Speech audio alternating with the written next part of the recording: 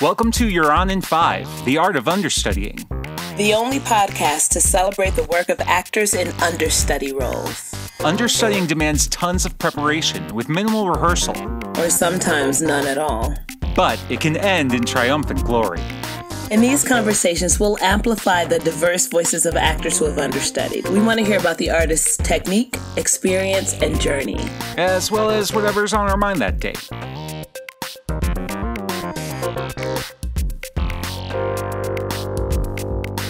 Hi, I'm Scott Sava, and welcome to You're On in 5, the art of understudying. You might know me from Bye Bye Liver, which maybe we'll still be playing by the time this airs Friday nights at the Newport Theater. Hi, I'm Elana Elise. I'm the other host of You're On in 5. You might know me from nightly performances at the Hidden Cove between 2008 and 2012. Ooh. Our guest today is Greg Geffrard. And you might know Greg from Tillicum at Sideshow Theater Company. Yay. I saw that. I did not. I bet it was good. It got lots of awards, right? It did. It won a Jeff for Best New Play. Christiana Ray Colon won for Best New Play. Yeah. Nice. Excellent. Well, we'll just jump right in here. Greg, our very first question, as always, what was your first understudy job? My first understudy job was actually my first job here in Chicago. I understudied a production of Edward Albee's Seascape at Remy Bummpo Theater, understudying Sean Paris. Love me some Sean Paris, where I got to understudy and play a giant lizard. Yeah, I saw that. He and M-Joy, right? Yeah, yes. And it's so funny because the person that I was understudying with, who was my lizard partner, was actually Celeste Cooper. So it's like my first, it was like, I just kind of came in and was like working with like a bunch of folks who are like still in this game and are like folks here in Chicago. So it was really great. A great first experience. That's fantastic. Yeah. And I actually got to go on. Well, there were 2 shows that I was like scheduled to go on. So I actually got to like go on, and that suit is not as easy to move in as one would think, you know. The crawling, not as hard. Being in the suit overall, not as easy. I don't imagine anyone thinks about the ease of wearing a lizard suit. But you're right. You're right.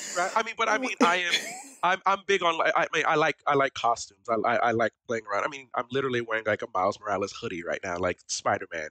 Like it's just like costumes and everything. Like I don't ever see like this is gonna be a challenge, and then you get in and you're like, this hugs some things that I don't want it to hug, and it don't hug the things that I need it to hug. So that's where we were at. Yes. Got it. For your scheduled performances, was Celeste also scheduled, or did you perform with M-Joy? I performed with M-Joy on both of them. Awesome. Yeah. That was such an interesting show. Can you tell us a little bit about the show? Like, is it does your role as the lizard, does the lizard talk, or is it all movement, or? Oh, the lizard talked. So the actors, the play is 4 people. It's an older couple, and they're just talking about and reflecting on their life and relationships. And then at the end of the first act, like these 2 lizards kind of come in. And I was playing Leslie. And they're like essentially like a younger couple. And so it's just like kind of like this the looking at the juxtaposition between like older couple, younger couple, like how that comes together. I'm pretty sure there's a very specific reason why lizards were utilized, but overall what was interesting in the production that we had is everyone who played lizards were folks of color, and everyone who was playing like the older couple were white identified folks. And so to me, how I took it back then was just like, oh, it's not only the fact that like there's an age disparity, there is just like this like rift of understanding of like who we are, how we do things, customs, cultures. Now, granted, like Albee didn't write it to be that way. And so like, let's be clear that like he wasn't out here being like, you know, the people of colors is animals, because like then me and, you know, Edward would have to catch these hands. But it is a matter of but it's a matter of like how can we display the differences in such a stark way that it's like undeniable. So and that's what we found in the conversations that we were having. And I was with the homie M Joy, and we had really, really great conversations around that. Were you in the room while for rehearsals and everything? Oh yes, I was there as yeah. And luckily for me, like the theater where they were rehearsing is like right down the street, so I was there as often as I could be. Maybe like at minimum like once or twice a week from like the beginning of the process, and then was just like there minimum like 3 or 4 times a week once we like got into tech and were in it. How was the experience? Like, did you feel included in that space when you were there, or did you feel like you needed to stay off to the side and be an observer of the process, particularly in those earlier days?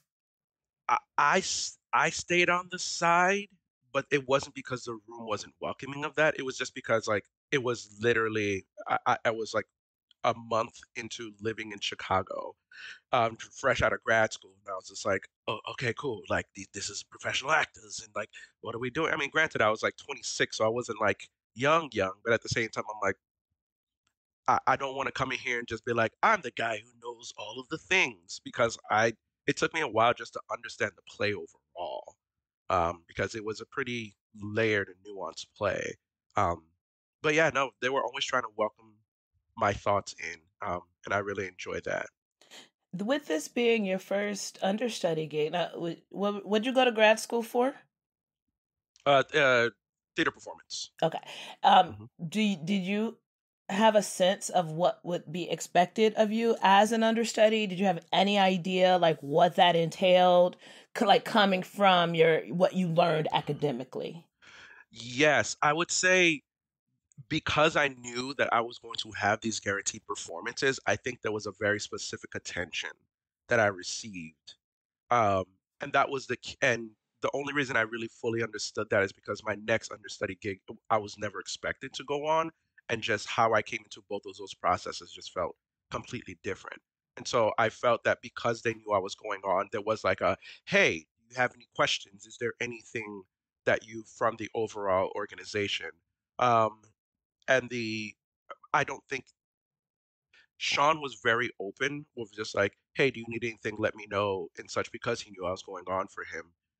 But I think that's just Sean overall. But I would say organizationally speaking, like the energy was definitely different. But I didn't realize that until I started doing other understudy gigs, and I was like, oh, you expect me never to go on? So I'm just like, hey, yeah, you NK stuff.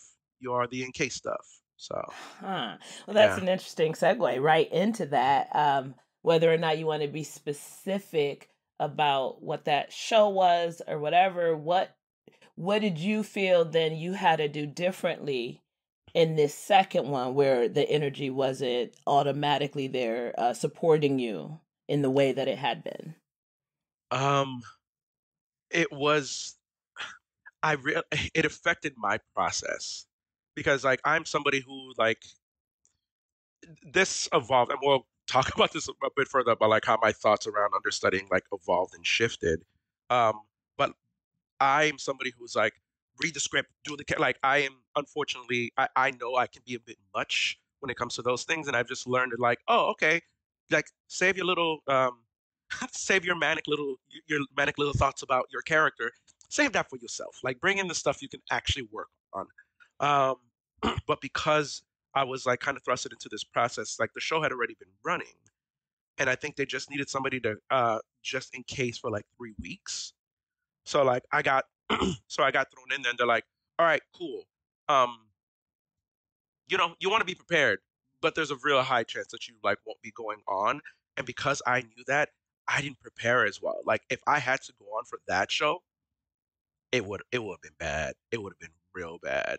Um, yeah. And I feel comfortable saying it was Superior Donuts that was going up at the Royal George. Oh So like this yeah. was fall of 2012. Yeah. Hmm. So yeah, I'm really glad. I mean, it never came that I had to go on, but it would have been a disaster, y'all. Like it would have been bad. Yeah. Well, because Well, I also didn't go see. I also like saw the show maybe twice, so I didn't even have walking down. Like it would have been bad. You've understudied how many times? 11. 11 times.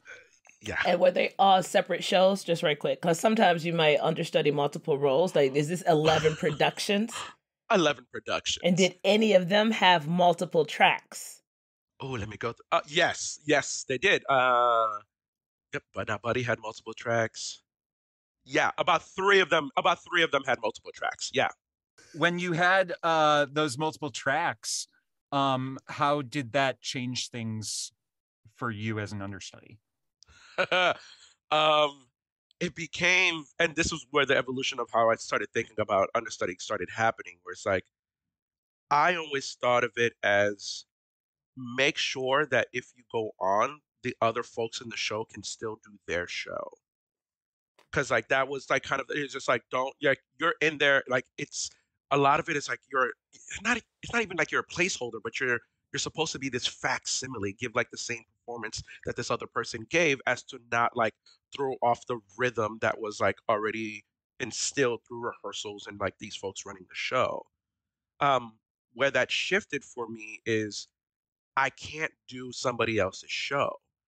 Like and so that's and because I was the first show that I did multiple tracks was Bud Not Buddy at Chicago Children's Theater, and I was understudying very different physical types and various age ranges. So it was just like, oh, cool. It's like I can't do that because I don't have the size of Kamal, or I can't do that because like I can't speak as fast as Michael does, so that quip doesn't work. Um, or I can't use size to my advantage because like I'm significantly taller than Travis Turner. So it's just like, oh, I can't actually replicate these actors' performance. So what it made me do is just like, oh, how can I still tell the same story? So the emphasis was less on like trying to replicate and it was more just like, how are you serving the story? Um, and that is Bud Not Buddy is the show that kind of like put me in the place where I had to do that. And it's also the reason that shift had to happen so quickly is because I found out 2 days before tech that I was understudying the lead and did not know it. That whole time you were supposed to know that? You Yeah, were yeah, you yeah, yeah. Yeah. So I was in this process. I thought I was only understudying two of the folks, and then I happened to come in for a fight call for they were learning fight choreography, and I was like, all right, cool. And I'm like I'm learning it from like the perspective of like the two characters that I'm playing, and they're like, oh yeah, no, you also have to know it for for Bud and stuff. I'm like, why? They're like, because you're understudying Bud. I'm like, that's not in my contract. They're like, yeah, no, you're understudying, but I went back and looked. I'm like, no, that wasn't in my contract. But apparently, I was understudying Bud, and so I was like, oh, great. I didn't have time to like replicate replicate Travis's story. I was just like, you got to learn these lines and you got to tell this story, like, Yeah. because there are things that like you can't be reliant on because of like that height difference too. So, Right. whew. Well, so that's a really good. So that was that was a like a self realization forced upon you, nonetheless. Have you been in spaces over these 11 productions where it was in either thing was imposed upon you, right? Like, because what I've gathered, in my career and doing this podcast is that people feel like they're supposed to do that replication stuff, but what's never quite clear is if that is what has actually been asked of them, right? Like versus Mhm. thinking that's what you're supposed to do. So were you in any circumstance where that was the messaging you received very clearly, like you need to do this way, you need to hit these marks this way, you need to turn exactly this way, like where that you were directed in that way as an understudy by the state, whoever was, running the rehearsals or etc. Ooh, it's kind of a blurred line. The reason I say that is because I think of directors versus stage management giving me notes because like as we know or maybe collectively known as like understudies don't tend to start working on the show until after the show is open, and stage managers and assistant directors are the ones who usually run those rooms. Well, in the equity, when in an equity, I was like, let's be clear about that. But stage management, I find that the focus is different. They're just like, okay, you have to hit this mark because I take my cue off of that. So it's felt prescriptive in that way, but I was like, oh, that is in service for you to keep the show moving in a very specific way.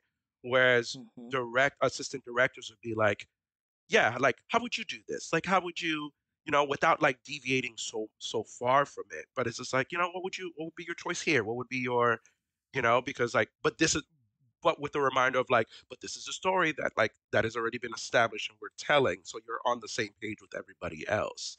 Um, so it's actually felt more like you need to hit this mark, you need to do this from stage management, but I also understood where that came from. The assistant directors tend to be a little bit more loose. I don't know if the directors would appreciate it, but I know I appreciate it as an artist trying to figure out what it is that I'm doing up here. Because you don't want to like essentially just be doing somebody else's performance. So Yeah. Awesome. that's a great question. Thank you. Thank you. um Greg, what was like since you've had so many understudy gigs, was there anyone where it was like uh you're truly like you're on in five? Like what's the least amount of time you've had to prepare to go on? Under 30 minutes. So this is my understudy story. So here we are. Go. So I fall of 2019. So this was pretty recent. Fall of 2019. I was understudying Christmas Carol at the Goodman, and I was understudying multiple tracks. This was understudy had just come in, and we were just doing our first weekend of of previews. Understudies have had one rehearsal at this point, and it was just to learn like kind of like general blocking, just like where you're supposed to go. But the primary focus was like learn the dance because there's a big dance number that happens in Act One. Of course, I was understudying the person who was the dance captain. That becomes important in this story. Um, so the show is going on. There's a technical malfunction, and the person who is playing Ghost of Christmas Past has to leave the show. Like the show, like this is like middle of the show. Like we're running. It's a Sunday. Like the show is like running, and like we like stop, drop the curtain, make sure that person is okay. All this while this conversation's happening, they're like, okay, um, because there's swings inside the show. So it's like, okay, person who's the dance captain, you're actually gonna have to take care. You're gonna go into your track of like Ghost of Christmas Past, which means that you can't play Dick Wilkins. It's like, oh, who's your understudy? And it's like, hi, hey, how you doing? And of course, the scene we're about to go into, that dance scene that I've literally only rehearsed with two other people because those are the other understudies. But this is a dance that happens with about 12 to 14 people on stage doing choreography while like set is moving. So so the stage manager just walks up to me. Now this is my like fourth time understudying at the Goodman at this point. Stage manager walks up to me. He goes, "Do you got this?" I'm like, "Yeah, I got this." And he goes, "Okay." And just walks away and leaves me alone. And so like I'm talking to people, like I'm just like I'm going over the dance with some folks and everything like that while they're literally like throwing clothes on me, trying to make sure that the clothes that I have fits because I'm essentially taking over this character and just like putting on his clothes, the actor's clothes. All this is swirling. I'm doing all of this. Like, I'm like, okay, cool, let's dance and do all this stuff. And like everybody around me is just like, are you good? Are you fine? And everything like that. And for some reason, calm as all get out. I don't know where this audacity came from, but I was just like real calm. Um, because I think the thing that hit me, I was like, the folks out there realize what's happening in the sense of like curtain went down, the curtain's about to go up. They're going to finish the scene with somebody else playing that role. So they Yeah. know it's just like something just got like kind of rotated and flipped around. So they're probably the most gracious audience that one could ask for. Granted, it's a lot of them because the Albert holds a lot of people. There's a lot of Mm-hmm. people in there. And this is my first and only time I've ever gone on in the middle of a show as an understudy. Um, and so I was like, all right, cool. So we're like, okay, we get to the scene and everyone, like, you could just tell everyone's just like, okay, cool, make sure he's moving over here. Like, folks like gently placing their arms on my shoulders. It's like, you're supposed to be over here, kind of a thing. And there's a part like right before the dance happens, and my line is supposed to be, and more dancing, or more dancing. That's literally how it's supposed to be said. And the person I was understudying is Breon. And Breon does this lovely like heel click during that moment because it's Breon, the elegance of Breon Arzel. Um, and like the scene is going and everyone was really, really tense. And I did and more dancing and did the heel click. And you literally saw everyone go, oh, and I was like, oh, this was the moment where everyone realized they can still do their show. Uh, This is the moment where they're like, oh, we don't have to be like, is he okay? Is he not? It's just like, oh, this person knows what's happening because it's not only like I'm up here, I'm saying lines, I'm moving over here. It's just like, no, this is a full character. We're still doing the play. This is still fun. I'm like, I will I will bump into people. There things will happen, but like you can do your show. And like and you just kind of saw like and then we went into the dance. I only messed up twice. And but then like the rest of the show like without a hitch because it was also the swings. It was like a lot of them. It's like this was their first time doing the roles that they were also doing. yeah. And so like there was also like looking out for them, and it was just the wildest of wildest rides. The director and stage manager came down after the show and was just like, "Thank you," like because I'm like, awesome, great. And then from that point, we were a lot more lax about understudy rehearsals. I will say. We're just a little bit more lax because it's just like, oh yeah, you got it. And like, and all three, because there were only three understudies. Everybody else, like external understudies, everybody else Mhm. was swings. The three out of all of us, that's the only time I went on. The other two understudies went on. I want to say, God, she went on like 8 times once, like with a 5 minute notice that she had to go on. But the trust that was like built from that moment, like buoyed us all the way through. And I'm really glad because I was like that was like the second to last show I worked on before we entered this panorama of ours. So Yeah. That's amazing. That feeling, you're describing like everybody's sudden ease from that moment. Like it gave me goosebumps because obviously like it's good that they recognized you were there the way you needed to be, which allowed you to be there the way they needed you to be. Because if because I've been flung around a bit on a stage at as a matter of short notice, and but to have everybody just be in lockstep, like especially to feel that in them, like that feeling, I felt it when you described it. Like it's just something it's fucking magical. Can I curse on our podcast? I don't remember. I think so. Okay, great. So that's why I said stuff earlier because I didn't ask that before we started. You see, I'm glad. Thank you for setting that precedence. We are off to the races now, baby. Yes. Oh my gosh, that's so great. Okay, where are we? I don't know. I'm just sitting in that story. Like I'm sitting in that experience. And it reminds me of like, when we're talking about like why we do this all the time, and people always have like really grand ideas about art changing lives. And it's true. I don't disagree with that.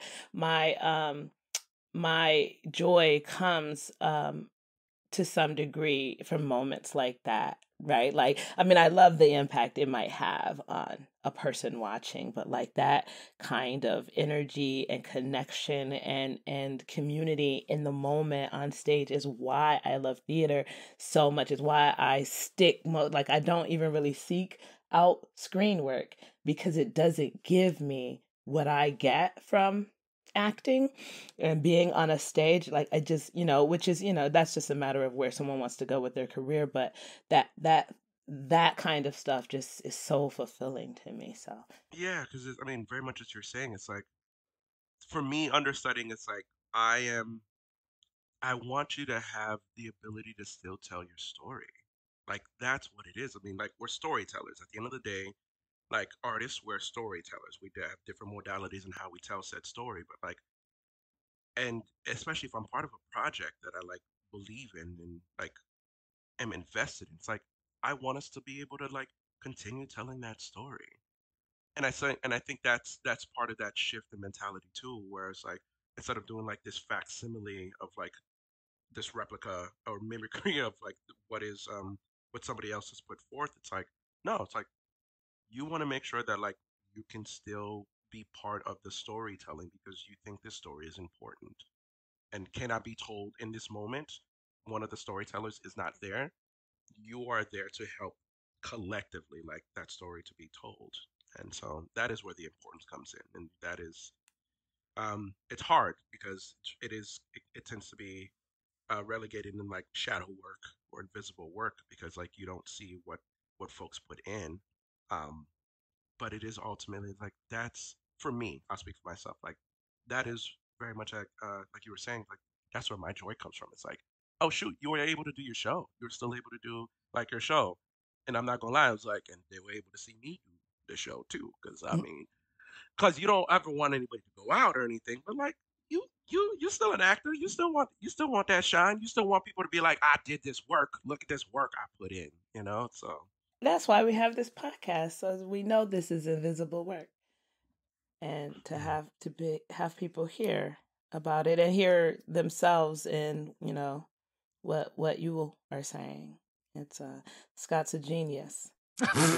This whole thing was his idea. I used to be one of those people that was like, oh, an understudy's in today. I really wanted to see the principal. Like, I got that knocked right out of me by MJ Gavino. I will not, I own it. I was like, meh. And she was like, and I was like, okay. Like even having been in that, even having understudied, like I understand people's disappointment, especially if they know, the people that they thought they were going to see. Like there still is some disappointment in that, but amplifying this part of it and the ability for an actor to continue the story even in a person's absence, like all of that, I had to grow into that idea, understanding. It's not an idea, it's a fact. The show can be as fucking good, like, so do not feel away. But of course, I'm not paying hundreds of dollars to see a specific person either, like, so that disappointment is different. There's also something really beautiful about watching an understudy go on, especially for a show that's been running for a very long time, because you see very clearly like who are the people who are like, I've been doing this show by rote, they're moving in there, and then a new piece comes in, and you're just like, oh, cool. That person's not gonna say that line the same way that I needed them to, because I have seen this. I won't say names, but I've seen like an understudy's about to go on, and an actor going up to the understudy and being like, I need you to say this thing this way. It's like the show's not locked. Like the show's not. You didn't like this is just rehearsal in front of people. Like that's all it is. That's what it is. That's so whack. Like I feel like that actor should have been like, I'm gonna need you to listen in real time and respond accordingly. Because that's what it comes down. That's your job too. Like whatever. I don't like that story, Greg. Like, yeah, actors giving notes to actors. I mean, there's a time and place for it, but like, it's not 5 minutes before you go on, for sure. No, and it's not helpful. That's not helpful, in any, whether it was 5 minutes or 3 days notice, like whatever, like that's just not helpful. It's self-serving. Barely, because you're probably not going to get much of what you need because you've displaced this person's energy with the nonsense. Like, it's just so unnecessary. And it is only designed to say, I'm important and you need to, you need to realize I'm important. And I hate why we're still talking about this story, y'all. I don't like it. Scott, you look like you had a question. Ask that Oh, question. sure. Yeah, let's move on. So Greg, when was your most recent understudy gig? Was understudying Bug at Steppenwolf, but not this iteration. The first iteration, or technically the second iteration. Yeah. The production that went up the spring of 2020. Mhm. So our final week of shows was canceled because like that's when the panini hit, um, and all the things got shut down. So yeah, that was my last one, and it was. I mean, it'll stay with you because like I think we're all in like 5 years are gonna have like, where were you when the panini hit you, right? Like we're all gonna have those stories, but with that one in particular, um, because it was such a vulnerable show in the sense of um, I was understudying a character that was very physically intimate on stage, like like they have sex, like they're naked during the so it's like proximity and intimacy were a big part of that show. And then the last time that we all met, we were all standing in a circle going, can we hug each other? Should we be this close to each other? Should we? And so like that was so jarring to me because that was not an easy show. Peter is not an easy God. Oh, it took me a while to get Peter out of my body. It didn't help that that we went right into the panini right after that, and I had to sit with that. Didn't get an opportunity to expel that character from me, but yeah, that experience has like had a profound effect on me, even deeper than like the global pandemic aspect of it all.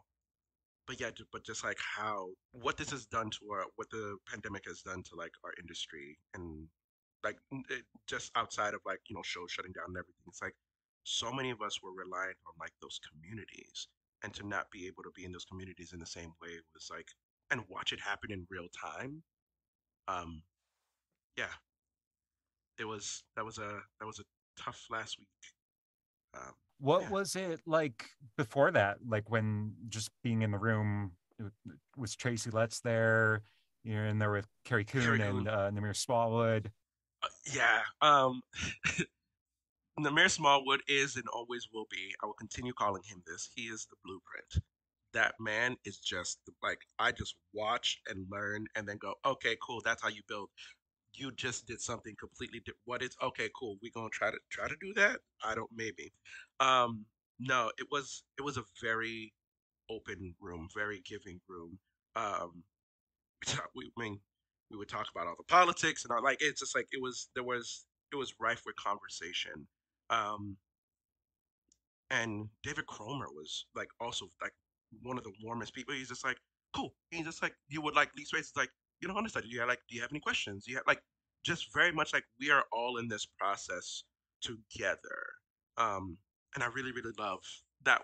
That I'm not. It's not the first time that I've had that, but it was really refreshing to have that with like Tony Award winning director. You're like, okay, cool. And I'm like, I am at Steppenwolf. It's like, okay, we're gonna do, and it's just like, nah, man, we just a bunch of homies like chilling around, talking downstairs and everything. And it's just like, all right, like Carrie, like, she wouldn't make like these jokes, like explicitly, but they'd be like, all right, cool, let's go do this like naked thing, like. But it's like it felt like that energy of this, like this is a space that I feel comfortable in order to be this vulnerable in, and it was really nice. And like, no offense to Let's at all, um, but I think this time has been really kind to that story in particular, especially with the adding of Namir in that role, um, and how that shifts the lens of that. Um, but yeah, nah, that was a really really great experience. Um, Not my most memorable, but a great experience nonetheless. Did you go on at all? Did you rehearse with the principals at all, or? Mm-mm, never went on, never rehearsed with the principals. And as I said, there was nudity in the show, so we never did like nudity or anything. We just like full like bodysuit businesses. But Yeah. I'm sorry. Did you say full body suits? No, sorry. Thermals. Not thermals, not bodysuits. Sorry.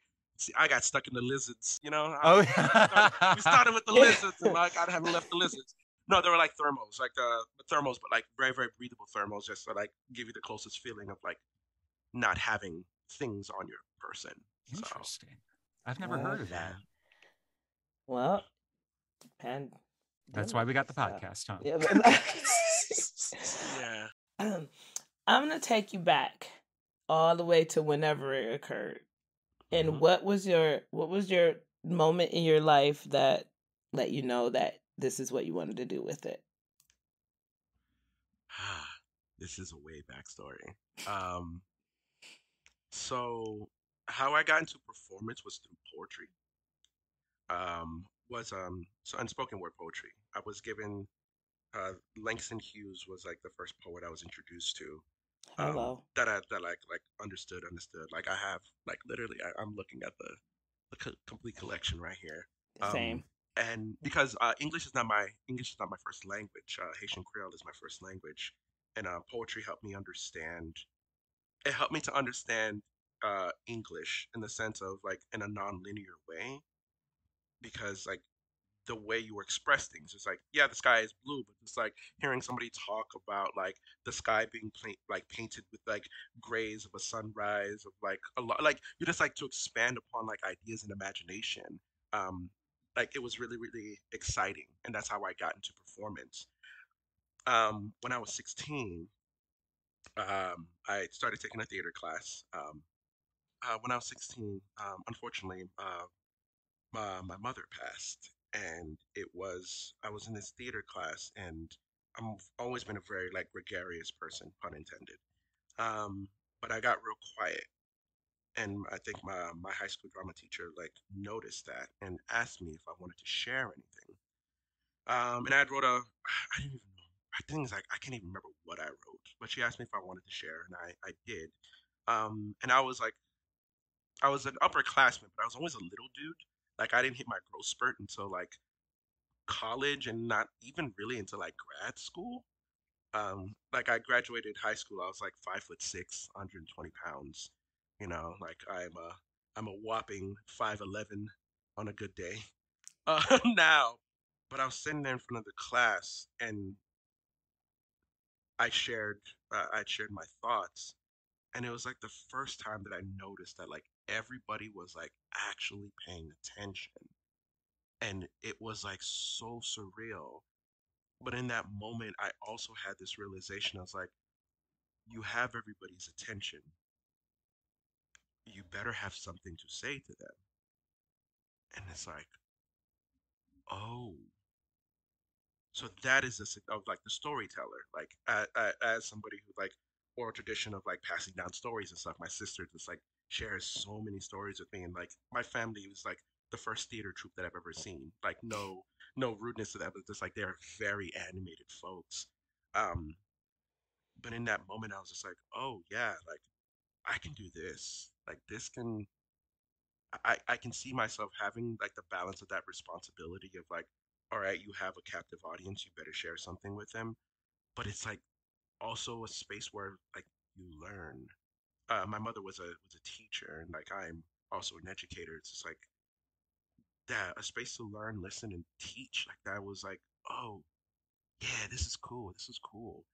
And it's very much and my friend Grace Byers says this, it's like utilizing your platform to fulfill your purpose. And I mean, this may look different in how I go about different stories are told, but like ultimately it's like connecting with people to learn about them and like build community. And yeah, all that like happened. I couldn't articulate it back then when I was 16, but like all that happened when sharing a poem in front of like a group of like high schoolers who probably were quiet and still for the first 15 minutes of their academic life up to that point. So yeah. That's powerful. So what would you be doing if you weren't an actor? So I wanted to be an orthodontist. My first positive male role model was Dr. Stephen Lee Roth. was my dentist. You know, I had braces. I was in for a whole year and a half. You know, I think it's why I also like acting, because I'm just like, I get to show off these teeth that my mother paid a lot of money for. She paid a lot of money for these. But I wanted to be an orthodontist, and so I have military in my family. I was doing like JROTC. I was gonna be in the Marines. Like that was like the goal. You know, I was doing. And we were living in Boston at the time. And I had dabbled a little bit in like culinary. Because I have my grandmother like owned two restaurants back in here. Like I come from a family that like cooks, that could throw down. But then we moved back down to Miami, and they didn't have Marine ROTC. They had Army ROTC, and I was like, I don't want to do that. And they're like, oh, you need to take an elective. And I was like, all right, cool. I was like, I had did like plays and stuff when I was like the fourth, fifth, sixth grade. I was like, oh yeah, I'll just do theater, and then never looked back. What also helped that is 9/11 happened during my sophomore year of high school, and I was like, if I go into the military, I mean, I wasn't always the best student, but I knew geography. And if you're telling me the people who did this is over here, but we is going over here, like these don't add up. And this made sense to me as a 15-year-old, so I can't imagine. So, yeah. Wow. What was it about orthodontistry that you may have like liked it? One, I don't know if you know this about me, but like I like being really organized. Like that's just like my jam. Like literally my Friday evening was spent me deep cleaning my apartment. Like, and I was in my happy place. Music was playing, I was cleaning. It was great. Like that is me. Well, that's my mother, but that is me. um, but I loved how joyous everybody was when he walked into the office. Like it was more like what he was doing is just like he came in, everyone like lit up and everything, and he was just like he would let me like shadow him around like the office and like teaching me about like what the equipments are, what the names are. Like it was exciting because I was like, I saw like the person that I wanted to be. I don't know if at the time when I was like in the sixth grade, I was giving it like the deep thought of like I'm an orthodontist and what that actually would entail. But from what I saw like as a 12-year-old, I was like, everyone really likes him. He's open to like teaching other people. He's giving me opportunity to learn from him. And in my mind, I'm like, doctor, so you got money. Like I see the watch, bruh. Like I see the watch, like I see the watch, like, and I see like the pearly whites, and I see how, I didn't see what he drove, but I'm sure he drove something real nice. He lived in Miami. He drove something real nice. So yeah, it was more of a like, oh, that lifestyle, like that was somebody who was like helping and doing that. Like I think if I continued going down the route of medicine, I'd actually likely end up in like being a pediatrician. Yeah, I really like working with kids. I like kids. So we'll have more with Greg when we get back.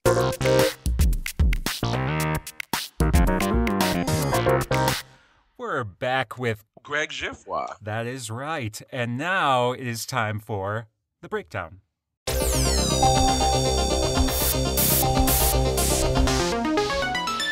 So, Greg, our question for this week is what has been your experience with physical intimacy, kissing on stage, being intimate with people on stage? My experience in the past or like presently? Let's take it back and then bring it back around to the present. It's so funny. I never played any romantic anything, like ever, really. And then I started dating somebody. This was back in like 2015. Started dating somebody, and then started getting all the romantic parts, and I was like, oh no, oh no. That is hilarious. Like, oh no, like because and the thing is like, because I never had any context of like, oh yeah, it's like, are you? I never even thought of even like asking the question because I was like, This is literally something that never happens. Like, no one ever cast me as like, ha, ha. And then I get cast as a young man who's doing a kiss as Romeo. And then another part that's just like, there's a lot of kissing in that. I was like, cool, cool. And all in the span of like 8 months. Well, this question hits me in a very specific way because now I'm an intimacy choreographer, intimacy director, and so I think on my past experiences, and I've never had a bad past experience. Um, but I think it's because my need specifically as a male identified person in these scenes was always prioritized.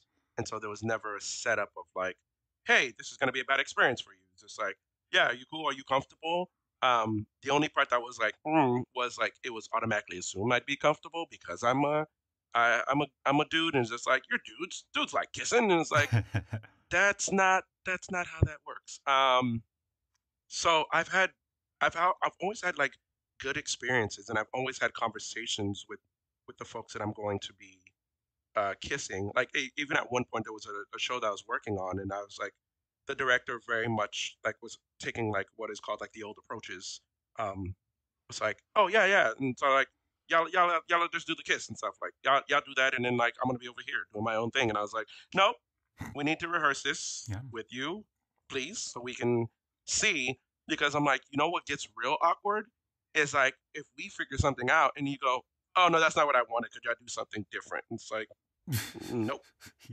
How about we don't? Yeah. I too never really had a lot of romantic roles up until maybe about 5 years ago, and I had like 2 or 3 total. And one of them was a $10 house, and I was playing a man who falls in love with his handyman in like 1920s Wisconsin. But that all felt very comfortable to me, and we myself and the other actor had gotten really close. I understudied for a show at the Factory Theater, which they're awesome. I love them. And they actually, that was one of my best understudy experiences because they definitely included us in like everything. And particularly when it came to the intimacy, this was maybe like 2017, 2018. So we're still kind of early in on the like intimacy kind of revolution that we've had in the last decade. And so I got, there was a intimacy rehearsal with Maureen Yasko was our director. And they had the 2 principals and they blocked the whole thing. And then they took myself and the other understudy and had us do the whole thing. I mean, starting from the first thing, you know, of like put your hand on their shoulder or ask for permission to put your hand on their shoulder. And it was my first time experiencing any of that. I mean, you know, before, because it's like you're in grade school, you're in high school or something, and they're like, oh, what if I get, you know, what if I get Romeo, or what if I get, you know, the part that has to kiss the girl, and like, ooh, but yeah, it was. I felt totally supported in that situation, and so I haven't had a lot of missteps when it comes to intimacy on stage. So, you know, the coaching and directing stuff is all very new.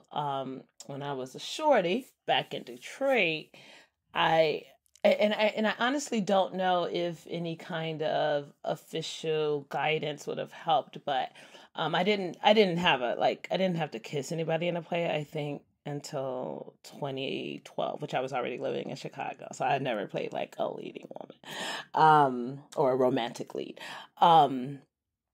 But there was this, you know, I was doing some abstract work at a particular theater. I did a lot.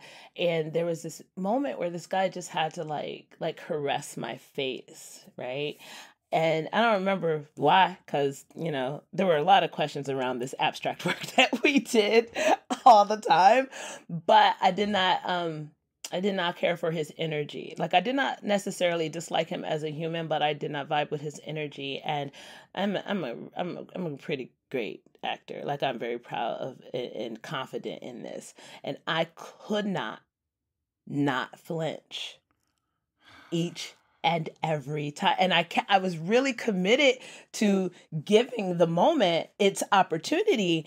And it was totally reflexive. And there was nothing like I would be, you know, because then, you know, after so many times you get to a point where you're just like, I'm just going to, like, you know, I'm tightened up. I'm not going to flinch. I'm just going to look straight ahead. Maybe I won't even see his hand coming towards me. Like, nothing would keep me from flinching. And, you know, I knew why. Like, I didn't want him to touch me, period. You know? And so I ever since, you know, I started being involved with productions that does have an intimacy coordinator or intimacy director, I've always wondered if there was a way into that moment, you know, had we had that such a person, or had an understanding of that. And it was so, like, you know, not, it wasn't violating, you know. It's not like I had to kiss him, you know. So, like, the fact that I couldn't get over it bothered me at the time. I mean, I think we ended up just dropping it. I don't think it was that significant to whatever story we thought we were attempting to tell. But yeah, that was strange. But then when I did have to kiss somebody here, like, we didn't have any guidance in that regard. And then when the first show that I was an actor in, where we did, the director hadn't quite caught up. Like, we had hired an intimacy director, but like, she wasn't called to rehearsal yet. And there was this moment that the actor and I were just, you know, marking, because we hadn't had the person around yet. And the director, like, had us do this, like, really stupid exercise to try and force the comfort for that moment. And we did it, you know. But I did reach out to the actor after rehearsal to check in with him, because, you know, he had been told we would have the intimacy director, and I didn't, you know, like, I didn't, in the moment, I didn't push back against the director, but I checked on the actor, and then I talked with the director separately later, and, like, we're not going to do it until she's been here to guide us through this. So it's been, and then, like, as a director, when I've needed, like, I've hired somebody, and then we wait for them to be at rehearsal. But I have been fascinated by the evolution, as Scott called it, you know, of understanding that this is an aspect of our work that we ought not take lightly, and, you know, learn about how to do it, and the consent in that nature, which applies in so many arenas of our work, right, that have nothing to do with intimacy necessarily. There's this consent thing, and what we're willing to put ourselves through emotionally and physically, that people have just for always been like, well, that's the art, right? Like, that's what we do. You put it all out there. You make those sacrifices. So I think that I'm hoping that all of this stuff really strengthens the industry, and on all the other ways that we're talking about, wages and labor and, like, all of that stuff. It feels like it's just, like, you know, part of those of the cogs in that machine of change, you know. Yeah. I think we're thinking about this from a perspective of, like, long term now, because unfortunately we've unfortunately always operated under, like, if you're walking into this room, you're consenting to anything that happens to you during this process. Like, that is it. And I've been talking a lot about are the enemy, or what is the thing that causes the most issues when it comes to doing best practices and boundary work. It's not, like, intent, it's urgency. We have this structure is built on urgency. The show must go on. The yes and the 3 weeks of rehearsal, the 1 week of tech, trying to put together a show using limited resources and trying to get things done as quickly as possible. And so the advocating of artists in the space to be like, can we hold can we use a self-care cue in this moment to be like, hold, we heard like button, like when we're utilizing that in the space and disrupting the process and prioritizing people over product, like what does that actually look like? And it's just wild. It's just like, if we think about it, it's like if you let people know that they can make choices, you'd be surprised how many choices they make. Mm. But so, unfortunately, so much of this is wrapped around like the director's vision. This is what you do. This is how you move. And it's just like, to me, ultimately, what I can point out, what I can call it for what it is, it's like, it's bad storytelling because you're not actually utilizing the artist, the storyteller, in a way to tell the story the best way that they can. Mm-hmm. Like, if you want to have that moment where you're touching the face, you're just like, all right, in that moment, you just want to show the affection between these two people. Why can't the storytelling look like um, a skin level touch on the shoulder? Why can't that look like holding hands? Why is this like, why is your imagination so limited that you think this is the only way to convey this part of the story? And that to me is like, notice I'm not talking about sexual violence. I'm just like, it's Right. storytelling. It's just like, how can we be better storytellers by not pushing people out of their boundaries and making them do what they didn't consent to do, which is like taking on trauma after they're done working on the show. Mm-hmm. Like, we have a bunch of people who worked on a show for 3 months who are still walking around with that 3 years later. They didn't consent to that. I didn't sign up to be abused during the process, you know? And it's like, and you didn't pay me enough for these therapy bills. So, Right. so what are we doing? And I love that, like, the conversation is being reframed around that. It's very easy to, like, lean in on the inflammatory of it all. And it's like, oh my God, people are being, but it's like, nah, like, be better storytellers. Mm-hmm. That's what we're asking you to do. And acknowledge that the people in the room are people. They have boundaries, and any story can be told around that person's boundaries. It's the truth. I was doing a short play festival once, and the content of the play I was in.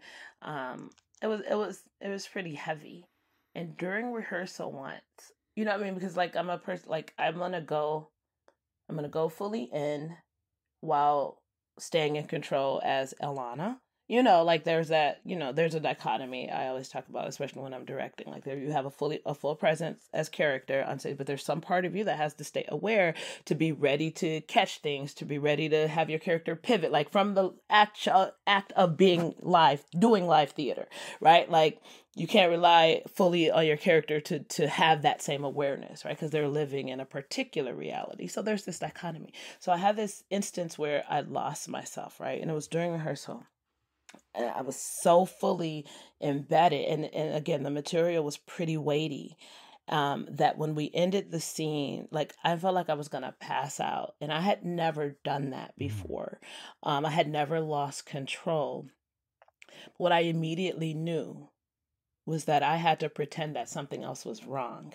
Because if that director knew that it was just the work, that I just went so fully into the work, then that director would have definitely asked that of me for that performance. And I wasn't willing to give that.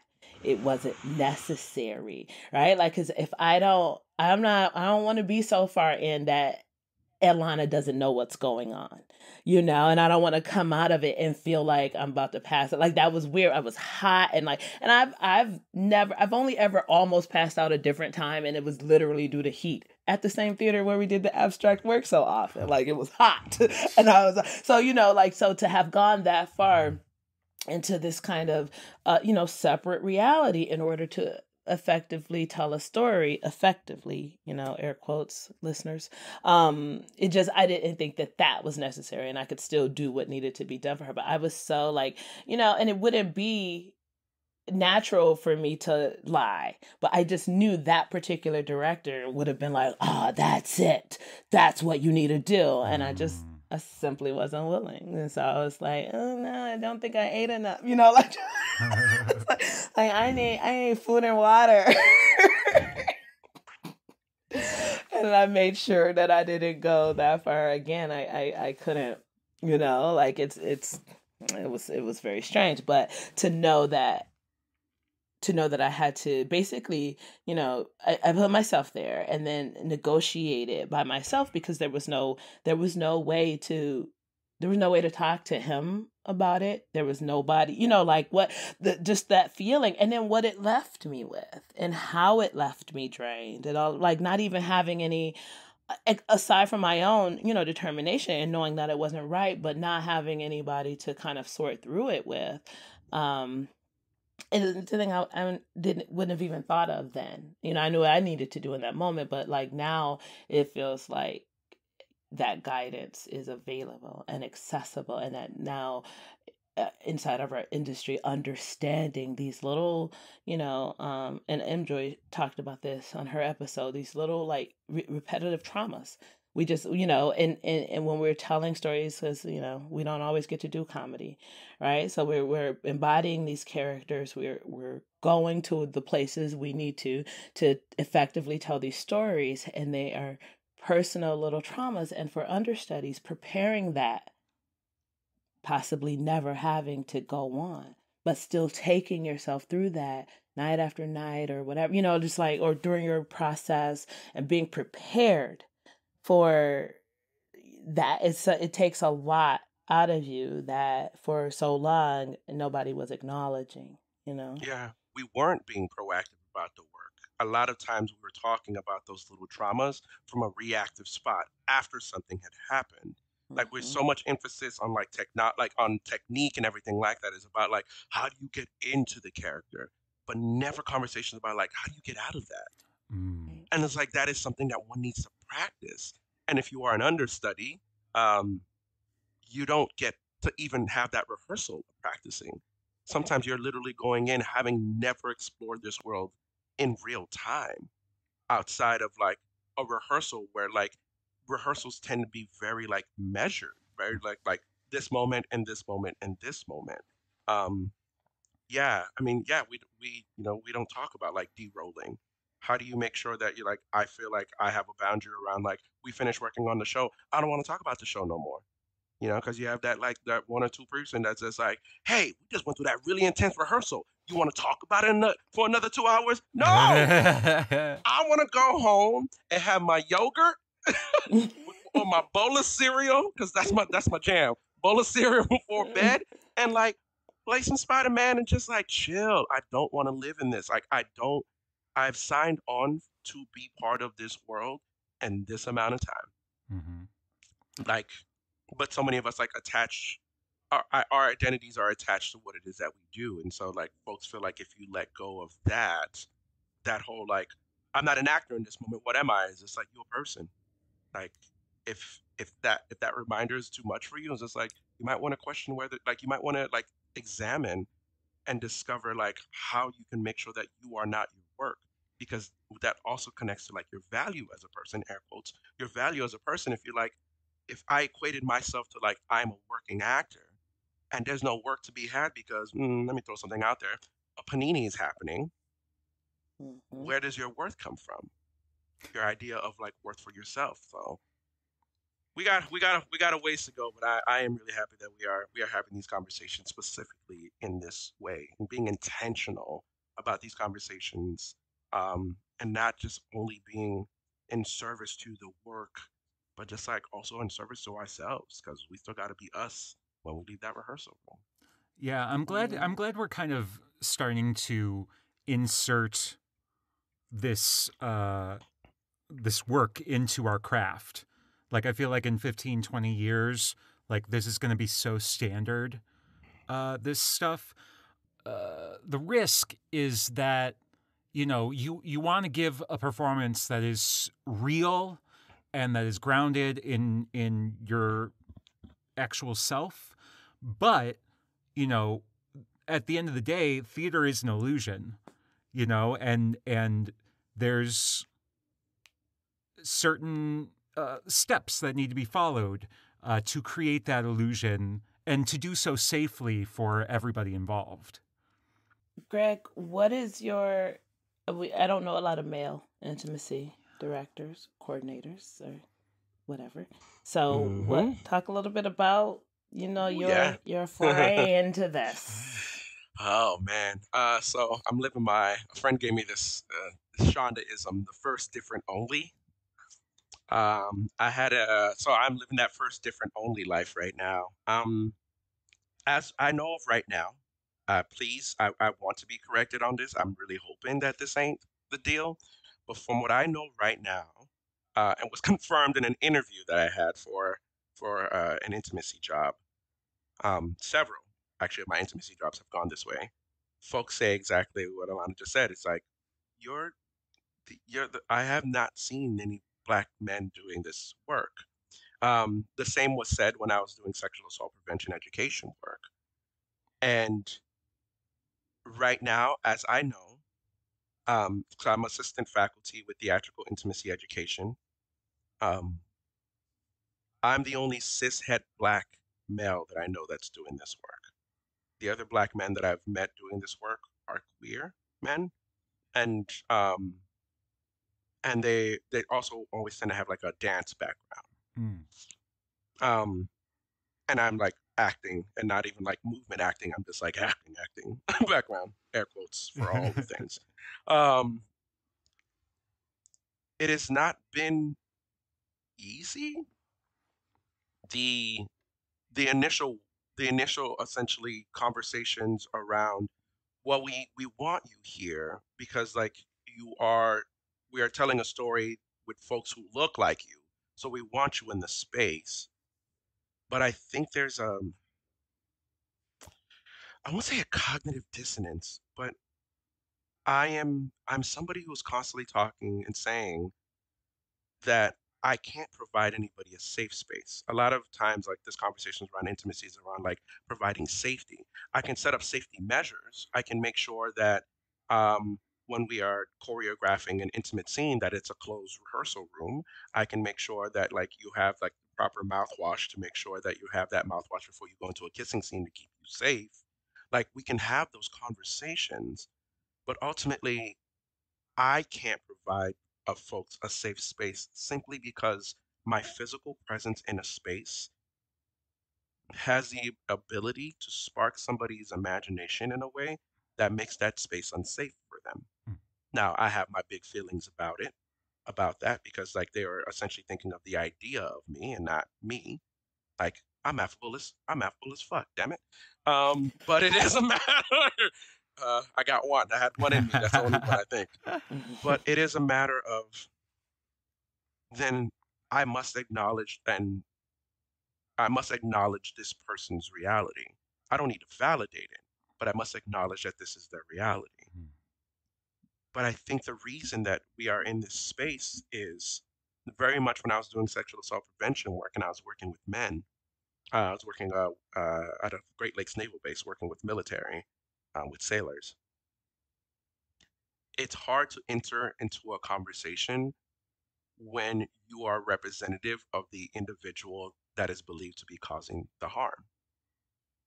Like it's hard for me to have a conversation about sexual assault prevention when we think of as a as a society, we think of like Birth of a Nation. We think of like where we learn about people who don't look like us.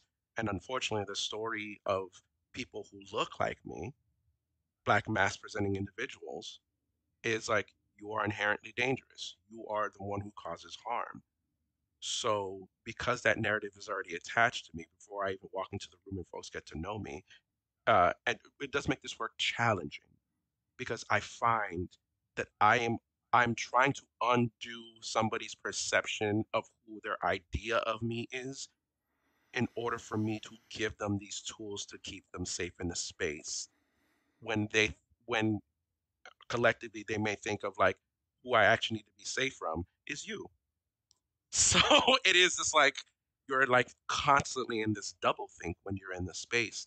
Luckily for me, like I this is the things that I think about before I enter into the space. Like I'm going to a rehearsal this afternoon for to do like best practices and boundary work with understudies for a Yeah. production. And it is a matter of like, hey, I'm here to give you something. It's not the fact that this work is like completely new. It's It's just being utilized under a different name. You know, Sidney Poitier, God rest, spoke about like understanding that his what he did was going to be seen as a representative for 19 million people and the responsibility of that. We think of all the black femmes in this artistry who have had to navigate rooms that have not allotted them any kind of protection. Like this work isn't new. It's being spoken about in a very different way, and it's being accepted in a very different way. Um, and it's very easy for us to be like, oh yeah, like I'm trying to create the rooms that I wish existed when I was doing this work. I was like, those rooms couldn't have existed because consent is not one person's job. I walk into a space that is I'm not a walking HR department. It's not like now I'm here and everybody is safe and all the things are good. It's like no, I'm here to affect the culture. So I know when I'm not here, everybody has the same tools in order to advocate for themselves. It is everybody's responsibility to do this. And unfortunately, the paradigm in which we were operating under didn't give agency to everybody in a room. Like the dread that comes over an actor when they're like walking backstage and they're just like, I want to call hold right now because I can't see, and I like it's nothing but a matter of like, yo, can you put that flashlight on the glow tape? The glow tape just needs to be reactivated, but like not feeling like you can even call hold for that because the show must go on. Mm. I mean, we as I said, we have a ways to go. I'm glad we are where we are in this conversation. Um, but this work, this very human work, um, is going to start poking at some stuff that we are also trying to reconcile with. I don't think it's coincidence that this has hit after the wave of like the We See You White American Theater demands, that this has hit after Me Too, that this has hit after like Black Lives Matter, after movements of just like we're not playing this dehumanizing game anymore. I'm not over here like trying to validate or justify my existence anymore. And what that requires in order to create sustainability is like I need to be in spaces that we're not even having to defend our humanities anymore. We're not having to justify as artists why I need a 5 minute break right now after after delving and trying to push my boundaries on like how I want to tell this story, or how you having me repeat doing something over and over and over again that is emotionally damaging. Just because you can't see that emotional damage, you don't see it as problematic or trauma inducing. I know that that sounded so like somber and sobering, but like I'm super excited to be doing this work because I feel very much like I'm doing the same thing. I'm still a storyteller. I'm just affecting stories in different ways. And I think ultimately I'm helping to create better stories because I know that artists are being able to walk out of that space knowing that the room took care of them.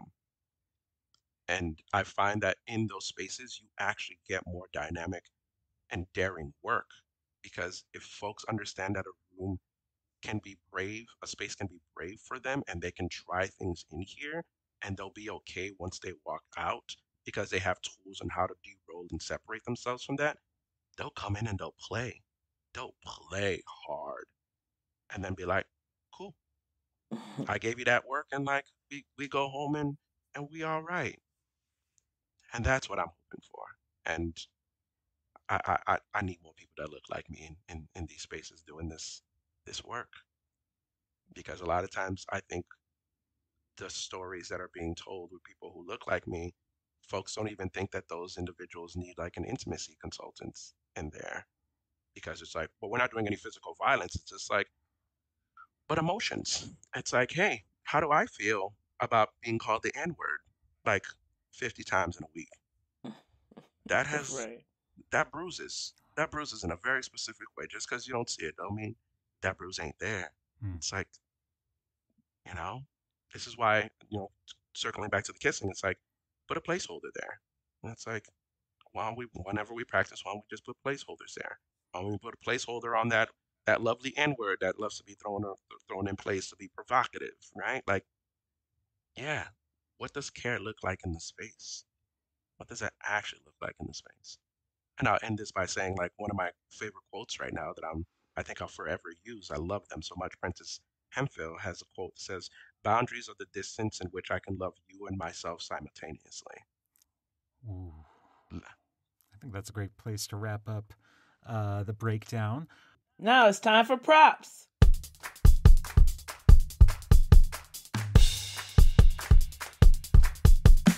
All right, Greg. So in this segment, we just give some shout outs. Actor, if you've seen someone, fill in. An understudy, fill in. A stage manager or assistant director. Whatever you want. Whoever you want to shout out. This is up to you. It's two people and two people who are like so dynamically different. So dynamically different. The first person I want to talk about is Jasmine Bracey, who is very leading lady herself, like very leading lady. But I understudied Lottery Day at the Goodman with her. Shout out Team Duvet.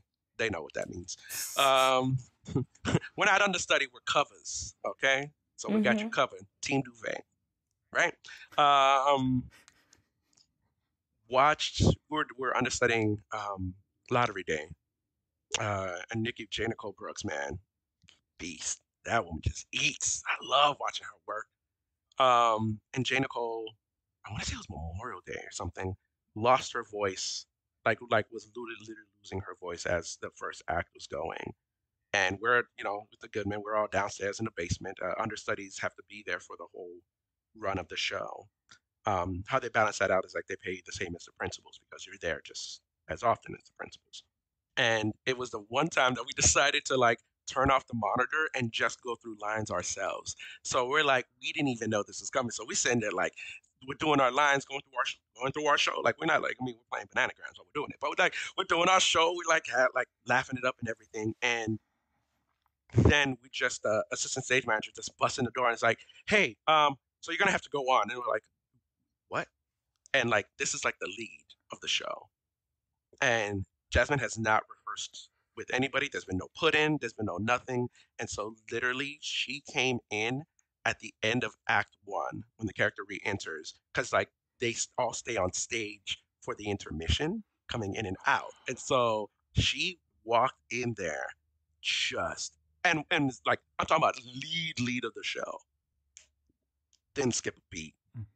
We just like I watched in awe. I was like, so this is just what we gonna do. We just gonna do this. Like it was masterful.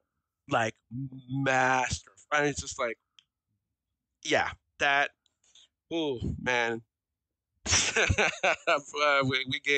They gave Jasmine a feast and she didn't leave no crumbs, boy. She ate.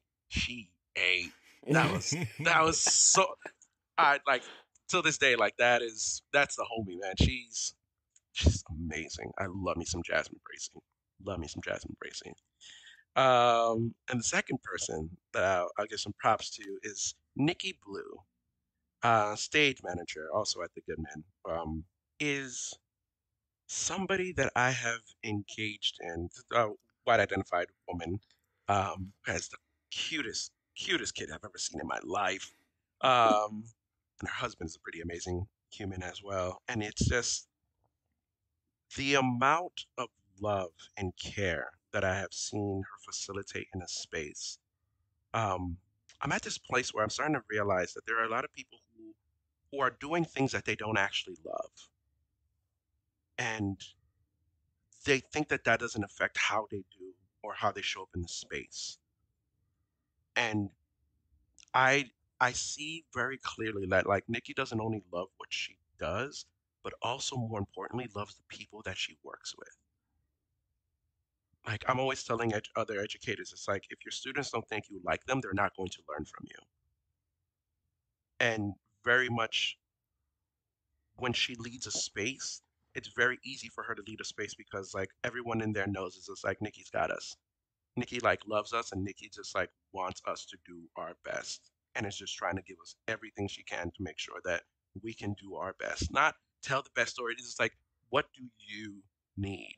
Like I've never heard a stage manager say so much like, do you need anything? Do you need anything? So yeah. That's awesome. Yeah. Thank you. Scott, you got anybody you need to lift up today? You know what? I will. I've been working on this show, Bye Bye Liver, It's a sketch comedy show. It used to be kind of more bro-y and gross. Mm-hmm. Alana knows. One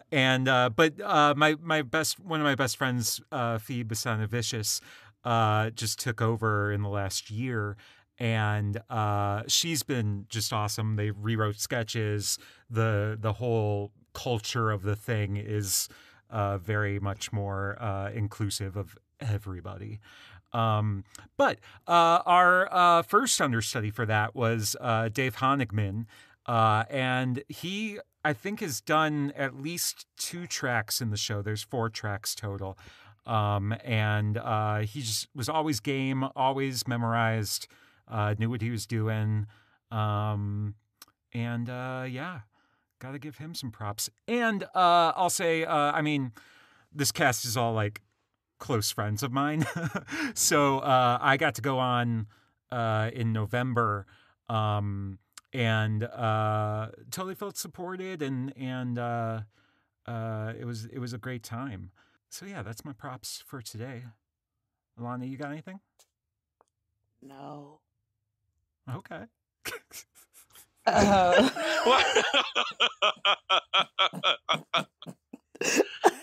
can I give some props to you? If you're okay Some with more that. props? Can I give you some props? Me, Elana? Yeah. Okay. You learn obviously you can learn a lot from somebody by talking to them, but I think you learn the most about somebody by how others speak about them. And you and I have never been really like in spaces. We've been in a lot of spaces together, but haven't like engaged in as many conversations. But every single time somebody speaks about you, you'll kind of watch them go, oh, like, and it's really, really great. Like one of the only other people that I see that with is like Michael Turrentine. Like people are just like, whenever you say Michael Turrentine, people go, oh, Michael. Like it just is. Like I don't trust anybody who Yeah. don't like Michael Turrentine. Like if you don't like Michael Right. Turrentine, I don't think I like you. Like that's just it. Like that's how I feel about it, and I'm not changing my mind on it. But Yeah. it is I think it says a lot. Well, keeping this in the world of theater, like it's you know, characters in a play think something of themselves, but you learn the most about a character by like how other people speak about them.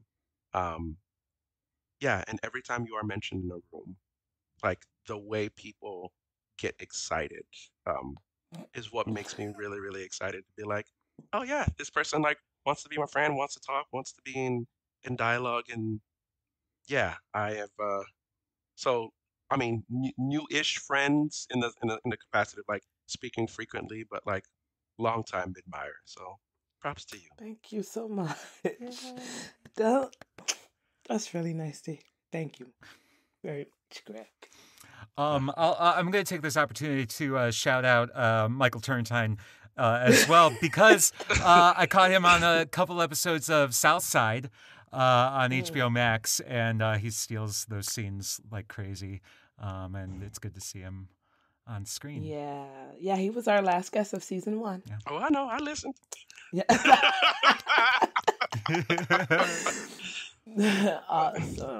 Awesome.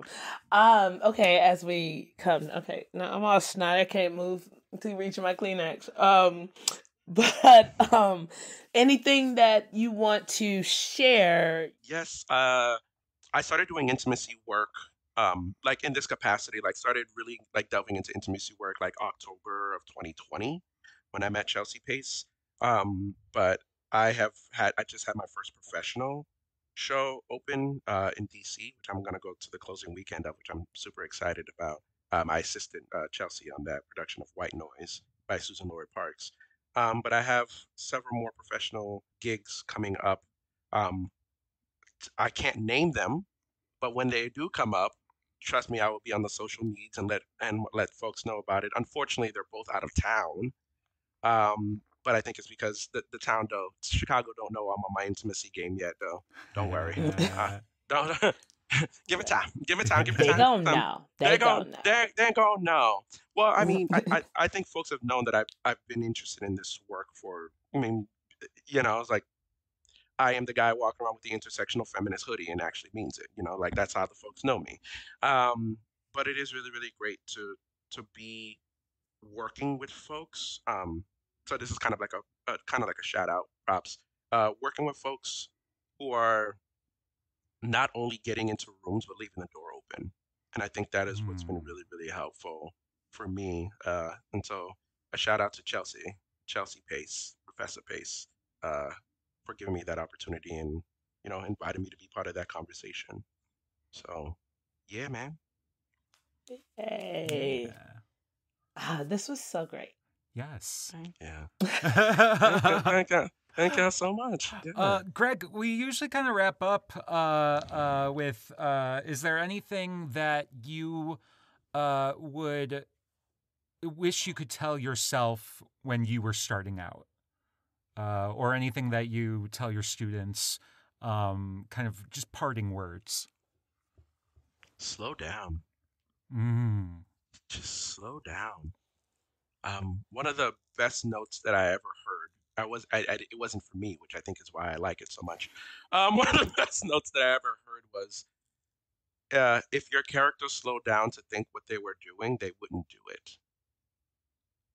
And so I think it is a matter of, there's a lot of things that when we talk about like regrets or things you wish you didn't do, they tend to be wrapped around an urgency and a moving in a way that didn't allow you enough time to think about long term what the effects of these actions would be. And so I would say to my younger self, because I'm still moving too fast. Like, I know it, I'm still moving too fast, even though these knees don't move me as fast as I like it to. But it is a matter of like, yeah, slow down. I'll actually end with a Andre de Shields quote that I've been using is, slowly is the fastest way to get to where you're going. That's a great place to leave it, I think. Yeah. Thank you so much, Greg, for joining us on the podcast today. Thank you so much for having me.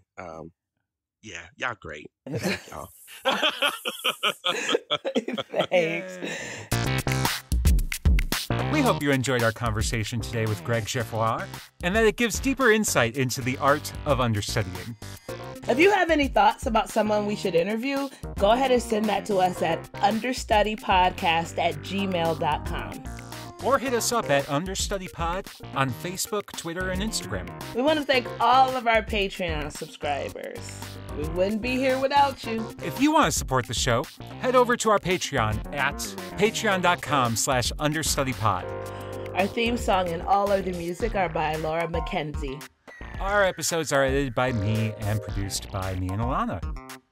Thank you so much for listening. If you liked it, please hit subscribe on your podcast player of choice and tell your friends. And if you hated it, tell your enemies. And their parents. And their stupid parents. Bye, y'all. Bye.